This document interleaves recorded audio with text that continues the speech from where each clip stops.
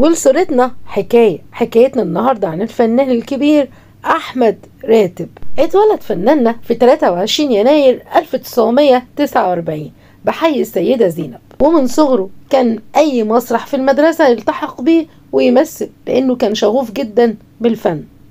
وبعد ما خلص ثانوية عامة التحق بكلية الهندسة، لكن حس ان مش هي دي اللي هتحقق حلمه لانه كان عاشق للفن، وعلى طول نقل على معهد الفنون المسرحية.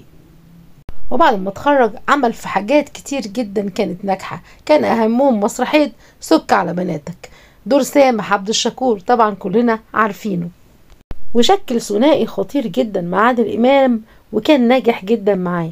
فعمل مثلا الارهابي، وعمل الارهاب والكباب، وعمل مجموعة افلام جميلة جدا مع عادل امام وكانت ناجحة، ومن اهمهم كان فيلم واحدة بواحدة. وعمل مسلسلات زي